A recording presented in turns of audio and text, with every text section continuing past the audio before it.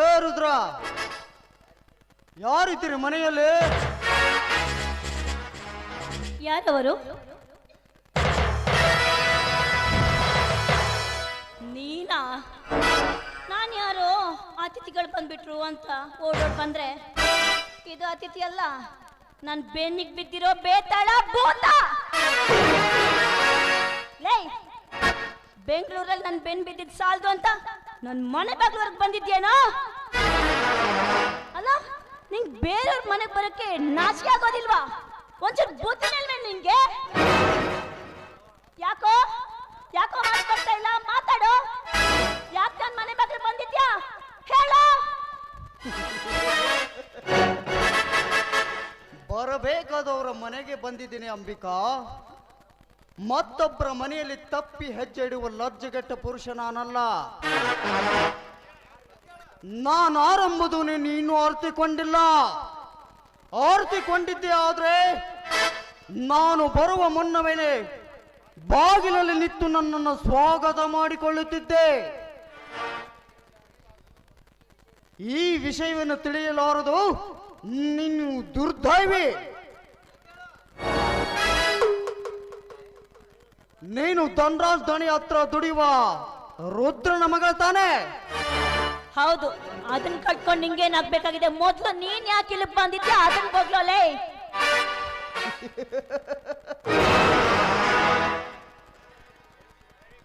ಬರಬೇಕೆಂದು ಬಯಸಿ ಬಂದವನು ನಾನಲ್ಲ, ಬರುವ ಅವಶ್ಯಕತೆ ತೆಗೆದುಕೊಂಡವನು ನಿನ್ನ ತಂದೆ. ಅಂದ್ರೆ ನಾನು ಈ ಊರಿನ ಧನಿಕ ಧನರಾಜ್ ಅವರ ಏಕೈಕ ಪುತ್ರ ಮಹಾಂತೇಶ್.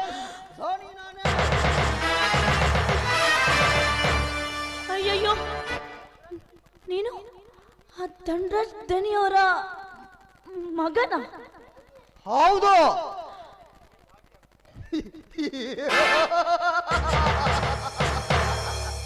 ಯಾಕೆ ಅಂಬಿಕಾ, ನಿನ್ನ ಮೈಯಲ್ಲಿ ಹರಿಯುತ್ತಿರುವ ರಕ್ತ ಹೆಪ್ಪುಗಟ್ಟಿ ಹೋಯ್ತೆ ಅಥವಾ ನಿತ್ಯ ನೆಲವೇ ನಂಬದಂತಾಯ್ತೆ? ಇಲ್ಲ, ಇಷ್ಟು ತನಕ ಮಾತನಾಡುತ್ತಿರುವ ನಿನ್ನ ನಾಲಿಗೆ ಬಿದ್ದು ಹೋಯ್ತೆ? ಹೇಳು ಅಂಬಿಕಾ, ನಾನು ನಿನ್ನ ಪ್ರೀತಿ ಬಯಸಿದೆ ತಪ್ಪಾಯ್ತೆ? ಇಲ್ಲ ಇಲ್ಲ, ತಪ್ಪಾಗ್ಲಿಲ್ಲ. ನಿನ್ನನ್ನು ಕಂಡು ನನಗೆ ದುಃಖ ಆಗ್ತಾ ಇದೆ. ಯಾಕೆ? 10 ಮಂದಿಗೆ ಪಾಠ ಹೇಳುವ ಬುದ್ಧಿ ಹೇಳುವ ಶಿವಶರಣರ ಮನೆಯಲ್ಲಿ ಪಾಠವನ್ನು ಹೇಳುವ ಗಿಳಿ ಹುಟ್ಟಲಿಲ್ಲ. ಬದಲಾಗಿ ಏನು ಬುದ್ಧಿ ಎನ್ನುವ ನಿನ್ನಂತ ನಾಯಿ ಹುಟ್ಟಿದೆ. ನಾಡಿಗೆ ಸ್ವಲ್ಪ ಹತೋಟದಲ್ಲಿ ಇಟ್ಟುಕೊಂಡು ಮಾತನಾಡು. ಮನ ಬಂದಂತೆ ನುಡಿದಿದೆಯಾದರೆ ನಿತ್ಯ ನೆಲದಲ್ಲಿ ನಿನ್ನನ್ನು ಸುಟ್ಟು ಬಿಡುವೆ. ನಾನಾರೆಂಬುದನ್ನು ಅರಿತುಕೊಂಡು ಮಾತನಾಡೆ. ನಿನ್ನಂತ 10 ಜನರಿಗೆ ಅನ್ನ ಹಾಕುವ ಪುಣ್ಯವಂತನ ಮನೆತನ ನನ್ನದು. ನಾನು ಮನಸ್ಸು ಮಾಡಿದರೆ ನಿನ್ನಂತ 10 ಹೆಣ್ಣುಗಳನ್ನು ತಂದು ಸಾಲಾಗಿ ನಿಲ್ಲಿಸಬಲ್ಲೆ. ಆದರೆ ನಿನ್ನನ್ನೇ ಕಟ್ಟಿಕೊಳ್ಳಬೇಕೆಂಬ ಹಂಬಲ ನನ್ನ ಮನದಲ್ಲಿ ತುಂಬಿ ನಿಂತಿದೆ. ಅಲ್ಲ, ಯಾಕೆ ನಾನು ಅಷ್ಟೊಂದು ಅಂಬಿಕಾ, ನಿನ್ನ ರೂಪ ಲಾವಣ್ಯ ನನ್ನನ್ನು ಮೂರ್ಖನಾಗಿ ಮಾಡಿಬಿಟ್ಟಿದೆ. ಈ ನಿನ್ನ ಯೌವನದ ಹೊಳೆಯಲ್ಲಿ ಅಂಬಿಕನಾಗಿ ಈಜಬೇಕೆ ಹಂಬಲ ನನ್ನ ಮನದಲ್ಲಿ ತುಂಬಿ ನಿಂತಿದೆ. ಅಂಬಿಕಾ, ತುಂಬಿ ನಿಂತಿದೆ. ನಿನ್ನ ಪ್ರೀತಿಯ ಅರಮನೆಯಲ್ಲಿ ಮಹಾರಾಜನಾಗಿ ಮೆರೆಯಬೇಕೆಂಬ ಉಲ್ಲಾಸ ನನ್ನ ಮನದಲ್ಲಿ ತುಂಬಿ ನಿಂತಿದೆ. ನೋಡು, ನಾನು ಎಷ್ಟೇ ನನ್ನ ಮನಕ್ಕೆ ಎಚ್ಚರ ಹೇಳಿದರೂ ನಿತ್ಯ ಹೆಚ್ಚಾಗುತ್ತಿದೆ ನಿನ್ನ ಅಂದ ಚಂದದ ಹೆಬ್ಬಯಕೆ. ನೋಡು ಅಂಬಿಕಾ, ಇಲ್ಲಿವರೆಗೆ ನಾನು ಆಕಾಶದಲ್ಲಿ ಹಾರಾಡುವ ಹಕ್ಕಿ ಎಂದು ತಿಳಿದುಕೊಂಡಿದ್ದೆ.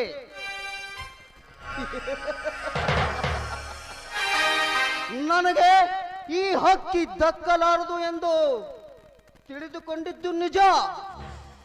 ಆದರೆ ದಕ್ಕಲಾರದ ಹಕ್ಕಿಯ ಗೂಡು ನನ್ನ ಮನೆಯ ಪಕ್ಕದಲ್ಲೇ ಇದೆ ಅಂತ ನಾನು ತಿಳಿದುಕೊಂಡಿರಲಿಲ್ಲ. ಈಗ ನೀನು ನನ್ನ ಅರಮನೆಯ ಅಂಗಳದಲ್ಲಿ ನಿಂತ ಅರಗಿಣಿ. ನೀನು ಮನದಿಚ್ಛೆಯಂತೆ ಒಪ್ಪಿದರೆ ಸರಿ, ಇಲ್ಲ ನಿನ್ನ ದೇಹವನ್ನು ಕುಕ್ಕಿ ತಿನ್ನುವ ರಣ ಹದ್ದು ಬೇಕಾಗುತ್ತದೆ. ಚಾಂಡಾಳ, ಮನ ಬಯಸಿದಂತೆ ಕುಕ್ಕಿ ತಿನ್ನಲು ಇದು ದೇವದಾಸಿ ಹಕ್ಕಿ ಅಲ್ಲ ಕಣ. ದೇವರಿಗೆಂದೇ ಮುಡಿಪಾಗಿರಿಸಿರುವ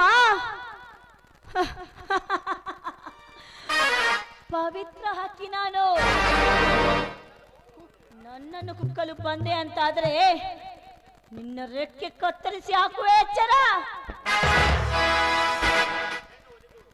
ಹೆಣ್ಣು ಒಲಿದು ಬರ್ಬೇಕಂದ್ರೆ ಅದಕ್ಕೆ ಪುಣ್ಯ ಮಾಡಿರ್ಬೇಕಂತೆ. ನೋಡು ಮಾಂತೇಶ್, ಒಂದು ಮಾತು ಕೇಳ್ತಾ ಇದ್ನಿ, ಎಚ್ಚರವಾಗಿ ಕೇಳಿಸ್ಕೋ.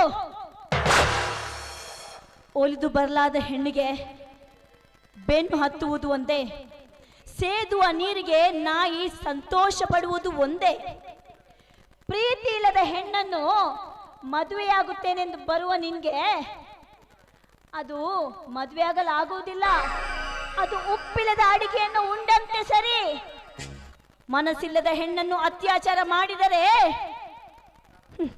ಗಠಾರದ ನೀರಿಗೆ ಗಂಧದ ಎಣ್ಣೆಯನ್ನು ಚೆಲ್ಲಿದಂತೆಯೇ ಸರಿ. ಈ ಮಾತನ್ನು ಅರಿತುಕೊಂಡರೆ ನೀನು ಮಾನವಂತನಾಗಿ ಬದುಕುತ್ತೀಯ. ಇಲ್ಲದಿದ್ದರೆ ನಿನ್ನ ಪ್ರಾಣ ನನ್ನ ಕೈಯಲ್ಲೇ ಕಳೆದು ಹೋಗುತ್ತೆ. ಎಚ್ಚರ, ಕೊಲೆ ಪಾತಕ. ಬಾಯಿ ಮುಚ್ಚು ಹೆಣ್ಣೆ. ಬಾಯಿಗೆ ಬಂದಂತೆ ಬಗಳಿದೆಯಾದ್ರೆ ನನ್ನ ಕೋಪದ ಪೆತ್ತು ನತ್ತಿಗೆ ಇರುತ್ತದೆ. ನೀನು ಎಷ್ಟೇ ಉಪದೇಶ ಹೇಳಿದರೂ ನನ್ನ ಹೃದಯದಲ್ಲಿ ಭದ್ರವಾಗಿ ನಿಲ್ಲಲಾರೋ. ಈ ಮಾಂತೇಶನಿಗೆ ಗೊತ್ತಿರುವುದು ಒಂದೇ ಒಂದು, ಒಲಿದು ಬರಲು ಹೆಣ್ಣನ್ನು ಬೆನ್ನು ಹತ್ತುವುದೆಂದರೆ ಓಡುವ ಜಿಂಕೆಯನ್ನು ಬೇಟೆಯಾಡಿದಷ್ಟು ಸಂತೋಷ ನನ್ನ ಮನಕ್ಕೆ. ಪ್ರೀತಿಸದ ಭೋಗಿಸಿದಿದ್ದರೆ ಅಮೃತ ಉಂಡಷ್ಟು ಸಂತೋಷ ನನ್ನ ಮನಕ್ಕೆ. ಮನಸ್ಸಿಲ್ಲದ ಹೆಣ್ಣನ್ನು ಮದುವೆ ಆಗುವುದಾದರೆ ಹಠ ಮಾಡುವ ಕುದುರೆಯನ್ನು ತಂದು ರಥಕ್ಕೆ ಕಟ್ಟಿ ಚೋಟಿ ಎಂದು ಹೊಡೆದಷ್ಟು ಸಂತೋಷ ನನ್ನ ಮನಕ್ಕೆ. ನೋಡು ಅಂಬಿಕಾ, ಮಾತು ಮುಂದುವರೆದಷ್ಟು ವೈರತ್ವ ಬೆಳೆಯುತ್ತದೆ. ವೈರತ್ವ ಬೆಳೆದಂತೆ ವಿರಸ ಹುಟ್ಟುತ್ತದೆ. ವಿರಸ ಹುಟ್ಟಿದಂತೆ ಸರ್ವನಾಶಕ್ಕೆ ಮೂಲಾಗುತ್ತದೆ. ಸರ್ವನಾಶ ಆದರೆ ಇಲ್ಲಿ ಯಾರಿಗೂ ಉಪಯೋಗ ಇಲ್ಲ. ಈ ಸಂದರ್ಭದಲ್ಲಿ ನಾವಿಬ್ಬರು ಸರಸವಾಡುವುದು ಉತ್ತಮ ಎಂದು ನಿನಗೆ ಎಚ್ಚರಿಕೆ ನೀಡುತ್ತೇನೆ. ಹೌದೇನು?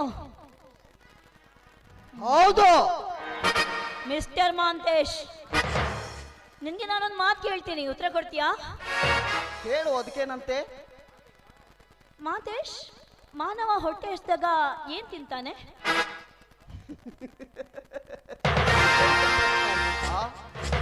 ಮಾನವನು ಹಸಿದಾಗ ಹೊಟ್ಟೆಗೆ ಅನ್ನವನ್ನೇ ತಿನ್ನುತ್ತಾನೆ.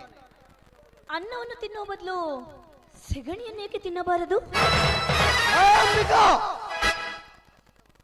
ಹಸಿದವನು ಅನ್ನವನ್ನು ತಿನ್ನುತ್ತಾನೆ, ಅನ್ನವನ್ನು ಬಿಟ್ಟು ಸೆಗಣಿ ಎಂದು ತಿನ್ನಲಾರ. ಆದರೆ ಈಗ ನೀನು ತಿನ್ನಲು ಬಂದಿರೋದು ಅನ್ನ ಅಲ್ಲ, ಸೆಗಣಿ ಕಣ. ಹಸಿದ ಹೊಟ್ಟೆಗೆ ಅನ್ನ ತಿನ್ನಬೇಕು, ಗಂಡಿಗೊಂದು ಹೆಣ್ಣು ಬೇಕು ಎಂದು ಆ ಬ್ರಹ್ಮ ಹೆಣ್ಣನ್ನು ಹೆಂಡತಿಯನ್ನಾಗಿ ಸೃಷ್ಟಿ ಮಾಡ್ದ. ಅದನ್ನು ತಿಳಿಯದೆ ಬಡ ಹೆಣ್ಣಿನ ಮೇಲೆ ಕಣ್ಣಾಡಿಸುತ್ತಿದ್ಯಲ್ಲ, ನೀನು ಸಗಣಿಯನ್ನು ತಿನ್ನಂತೆ.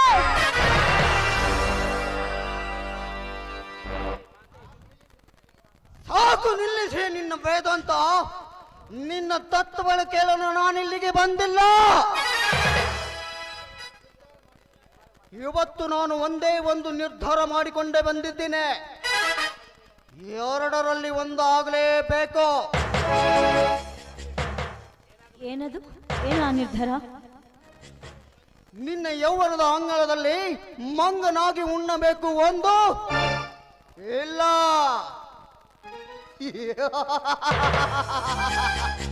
ನನ್ನ ಕೈಯಿಂದ ಪ್ರಾಣ ಕಳೆದುಕೊಳ್ಳಬೇಕು ಒಂದು.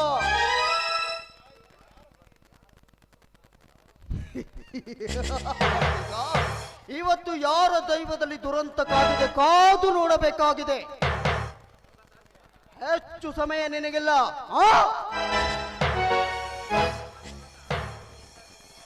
ಅಂತೂ ಇವನು ಒಂದು ನಿರ್ಧಾರ ಮಾಡಿದ್ದಾನೆ. ಇಂಥ ಸಮಯದಲ್ಲಿ ನಾನು ಇವನ ಶತ್ರು ಆಗಬಾರ್ದು. ಬುದ್ಧಿವಂತಿಕೆಯಿಂದ ಇವನಿಂದ ಪಾರಾಗುವುದೇ ಉತ್ತಮ. ಮಹಾಂತೇಶ್, ತುಂಬಾ ಖುಷಿ ಆಗ್ತದೆ. ನೀವು ನನ್ನ ಇಷ್ಟೊಂದು ಪ್ರೀತಿ ಮಾಡ್ತಾ ಇದ್ದೀರಾ ಮಹಾಂತೇಶ್. ಪ್ರೀತಿಗಾಗಿ ನನಗೋಸ್ಕರ ನೀವು ಪ್ರಾಣ ಕಳೆದುಕೊಳ್ಳಲು ಸಿದ್ಧರಾಗಿದ್ದೀರಾ. ಪ್ರಾಣವನ್ನು ಕೇಳಲು ತಯಾರಾಗಿದ್ದೀರಾ. ಇಷ್ಟೊಂದು ಪ್ರೀತಿಸುವವರನ್ನ ಈ ಜಗತ್ತಲ್ಲಿ ನಾನು ಯಾರನ್ನ ನೋಡೇ ಇರಲಿಲ್ಲ ಮಹಾಂತೇಶ್. ನೀವು ನನಗೆ ಸಿಕ್ಕಿದ್ದೆ ನನ್ನ 7 ಜನ್ಮದ ಪುಣ್ಯ ಮಹಾಂತೇಶ್. ಇಂದಿನಿಂದ ನಾವಿಬ್ರು ಪ್ರೇಮಿಗಳು. ನಾಳೆ ನನ್ನ ಮದುವೆ ಮುರಿದು ಬಿದ್ರೂ ಪರವಾಗಿಲ್ಲ. ನಮ್ಮ ಪ್ರೇಮ ಇಂದಿನಿಂದಲೇ ನಿಮ್ಮೊಂದಿಗೆ ಪ್ರಾರಂಭವಾಗಲಿ. ಈ ಮಾತು ಸತ್ಯವೇ ಅಂಬಿಕಾ? ಇದರಲ್ಲಿ ಮೋಸವಿಲ್ಲ ತಾನೇ? ಅಯ್ಯಯ್ಯೋ, ಮೋಸ ಮಾಡಿದ್ರೆ ಮತ್ತೆ ನೀವು ಸಿಗುತ್ತೀರೇನು? ನೀವು ಇವಾಗ ಸಿಕ್ಕಿದ್ದೇ ನನ್ನ ಪುಣ್ಯ. ಹಾಗಾದರೆ ಪ್ರಾರಂಭವಾಗಲೇ ನಮ್ಮಿಬ್ಬರ ಪ್ರೇಮದ ಪಯಣ. ಆಯ್ತು ಮಹಾಂತೇಶ್, ನೀವು ಹೇಳಿದಂತೆ ಆಗಲಿ.